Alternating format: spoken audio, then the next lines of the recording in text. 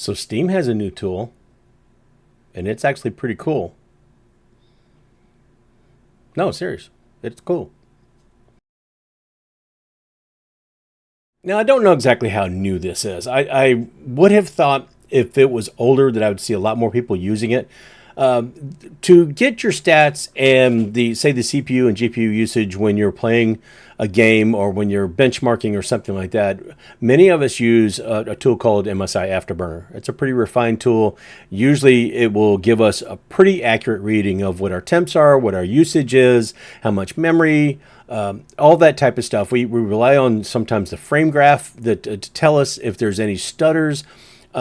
It's a pretty good tool, and we can customize it very much how we want, where we want it on our screen, and it's one of those that's it's hard to match. Now there are some other tools out there. I think Microsoft has something, Nvidia has something in their overlay.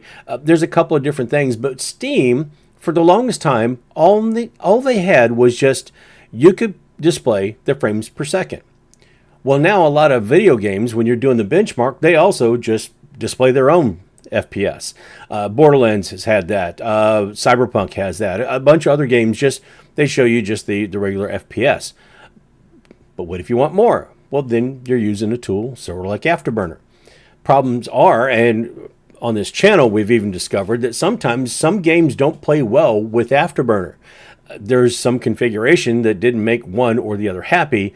And in the case of this PC, where when I'm playing Borderlands 3, and every time I try to use Afterburner, or more specifically the Riva Tuner, which actually puts everything on the screen for you and controls, say benchmark runs or whatever, every time I try to enact that, it would kill the game.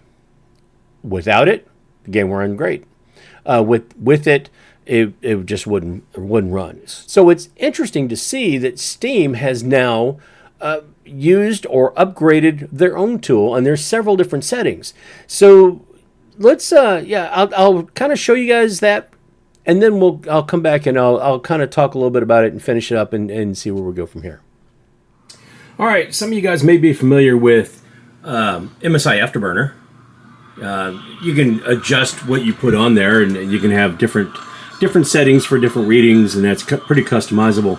You might also know that some of these games, when you're doing a benchmark, will have a counter. But Steam typically would have one a little highlighted, just the frames per second. But we're going to talk about this up here, because this is Steam's new layout. One of their new layouts. There's a couple of them. You can adjust how much information you want there. It does have some limitations, but we're going to look and see how close these are. They're not far off. The only thing I have a problem with is the GPU percentage. But maybe we can talk about this a little bit, because this is pretty interesting, and I might end up replacing Afterburner with this because it has most of the information I need. All right, we're going to leave Cyberpunk up here for a minute because I kind of want to concentrate on how this layout looks. Now, when I'm comparing these and doing the benchmarks and watching, they do look very, very similar. We're looking at the same CPU usage and temperature for most of the time. The same RAM usage ends up being reported to both. The only thing that gets me is the GPU percentage sometimes will go to single digits when I know it's pegged at like 99 or 100%. Other than that, I mean, we're pretty close, and we even get a little bit of a bar graph. But we are going to switch screens here, because I want to go to settings in game, and I want to go down to the detail here. So this is a show average minimum graph, so I can turn that on or off. We'll see if we can get back and forth with that. But these are the settings right here. Single value, the details, CPU and GPU utilization, full details, and then even with the average minimum maximum graph. So let's turn that one off first and see what we got. So right away we notice that the graph that was over here has disappeared. So we'll go back. We'll put that back. Let's go to a little bit more minimal. Detail. And we can see we've cut down on that further. We don't have the actual what the memory or anything like that is. We're just showing the CPU and GPU usage. So let's go back and do just the frames per second details. So now we just have the graph back, but we just have frames per second, highs and lows and all that stuff. And then finally, if the details, we're just doing single value frames per second. Just how many frames per second. It might be a little bit harder to see, but we can also make that a little bit bigger. So let's make that a little bit bigger.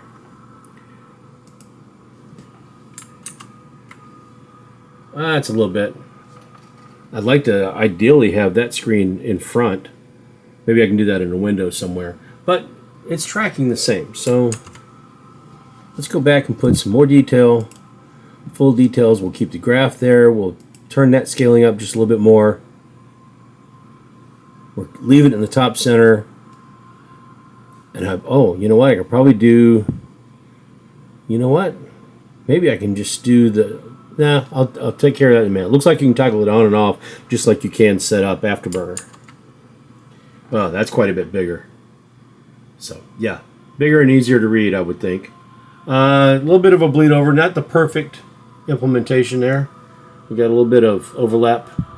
But overall, not bad looking. Maybe I go just a little bit smaller than that. And go back. Yeah. That's fairly comfortable. That's almost the same size as that, just a different layout. So yeah, let me show you one other example of what I'm talking about the GPU not showing up right. Let me go find that real quick and we'll come back. So here we got an example of our GPU saying we've got nothing. And over here, obviously we've got something. And it's going to stay that way. It's going to single digits or it'll go to 99 or 100 or something like that. But I've noticed in some of the older titles, Shadow of the Tomb Raider did this, Borderlands has done this. Everything else seems to be accurate, and everything else seems to track correctly, except for we've got this little bit of a problem here where we can't track the GPU usage quite right. It even tells us how much VRAM we're using on the fly, which is great. The RAM, the VRAM, I wish this did have the temperature for the GPU. That would be great, but we do have the CPU temp, and I imagine that's because it's on the motherboard. But yeah, the rest of this is all pretty good and laid out pretty well. And Borderlands also has its own little thing on the side. So we can actually look at a couple different things to see if the frames per second match and all. And it looks really, really accurate. The only thing right here, like I said, and obviously this system's staying fairly cool. The temperatures are just a tad bit off for CPU, but they're within. When they update, you can tell. Sometimes one of them will say 53 or 54, and then the other one will say that on the next poll. So it's not too far off. The rest of the numbers look like they're really, really close all the time. But just something I've noticed. So yeah, I thought I would share that. And yeah, so let me give my thoughts about it, and we'll go from here. I did find also that in Black Myth Wukong, for example, it's not even there. It's not there. Oh, did you guys notice in the beginning of this benchmark, if you've ever run it, there's a dude walking across the bridge? Yeah, when I rerun this in the other resolution, I'll show.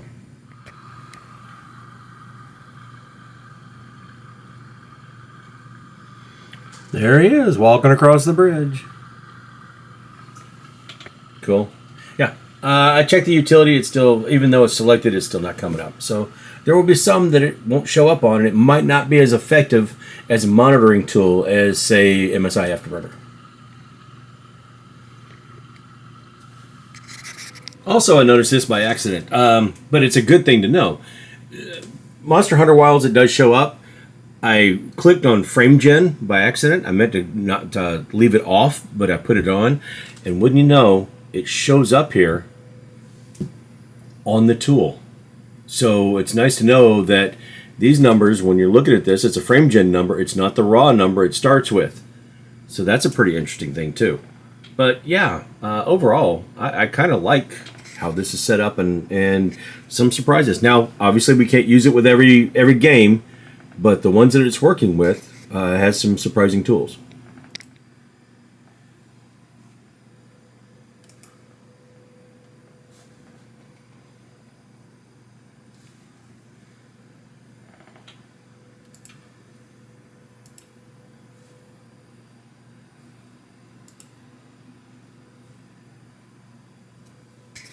And yet another interesting wrinkle. I've got now an NVIDIA graphics card in here, and we have the temperature and the usage and everything, whereas we weren't getting the temps before on the Intel card. So, yeah. One thing I also noticed, if it does end up borrowing VRAM, you see this only has 8. If it does end up borrowing VRAM, this turns red. So it will have an amount that's more, but obviously be borrowing from RAM, but this actually turns red when it does that. So if I can catch that, I'll go ahead and show it, but otherwise, I mean, just know that it's there. But it even keeps up with that, which is pretty cool. So although it's not quite as quite as customizable as, say, MS Afterburner would be, it's still a very useful tool. And it's got most of the information that I would normally use when I'm benchmarking. There's some things that I don't necessarily use. You can tell I don't have a whole display of all the CPU cores or anything like that. But to see this in action, it works pretty well, and it gives me most of what I kind of look for when I'm monitoring something, when I'm going through benchmark tests. So I think I might try to actually give this a little bit of a run for a while. It does not seem to have an impact whether I've got it running or not. That Afterburner has always been really good. This seems to be really good. About whether it's running or not does not seem to impact the actual score that I get from benchmarking. So when I'm running something without any monitoring tools at all, I'm getting, more often than not, I'd say 9 times out of 10, it's always within margin of error, but it's always like a frame here or there. And it could be a frame more, it could be a frame less. And that's why people take averages. But I don't see any drop off, or haven't seen any drop off using either MSI Afterburner or this tool. So I think it's actually a pretty good thing that this exists. I would like it to be a little bit more customizable. Right now you can put it in the top left, top center, top right, or in the bottom left, center, or right. You can't put it along the one side or the other, or change how they're stacked like you can with Afterburner. But still, that's a pretty good little heads-up display, and I like the fact that you can change the size of it. That's also nice. Is this a tool that I'm going to use going forward? Like I said, I think I probably will. I will give it a shot for a little while, see if it replaces Afterburner. Not that I'm looking for an actual replacement, but anything that would make it easier so I don't have this popping up in random times when, say, DaVinci Resolve, it would want to pop up. Why is Afterburner trying to show me how many frames per second I'm getting in DaVinci Resolve? I do not know, but you know what? Let's go for it. So we'll see what happens. I have not tried this in other games. Steam games where Steam is the launcher, but it has to go to Ubisoft or something like that. Any of the Assassin's Creed games or anything like that where it has to launch, or Rockstar games where you might launch Grand Theft Auto 5 from there, but it uses a different, say the Rockstar launcher. I don't know if it still works. I'll have to try that. I'm sure that it's not going to work with, say, the Epic launcher, but you know what? In those cases, I probably still can use MSI Afterburner. I'm not going to have my feelings hurt. It'll still work out pretty well. I'll give this a little bit more test. I just wanted to put a video out there and show you guys that, hey, look, I found a new tool when I was going through doing a bunch of this stuff. I was trying to look at this 9060 XT and compare it to some other video cards. Stumbled across this by accident. I think I remember seeing somebody talk about it, but I haven't seen it in use. Not a lot in use in any case. If you guys have seen it, or you've seen other channels that are starting to use this, or even exclusively, or play around with it, or showing other settings or whatever, leave me comments down below, because I'm really curious to see more of this, who's using it, how they're using it, and stuff like that. So yeah, I'd love to see that. So if you don't mind, go ahead and leave some comments down there.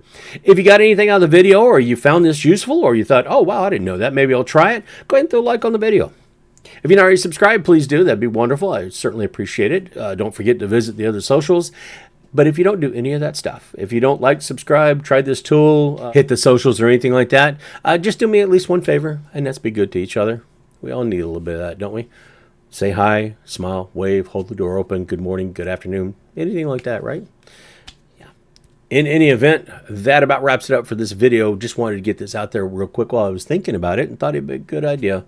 So until I get myself into something I have no business getting into, I'll see you later.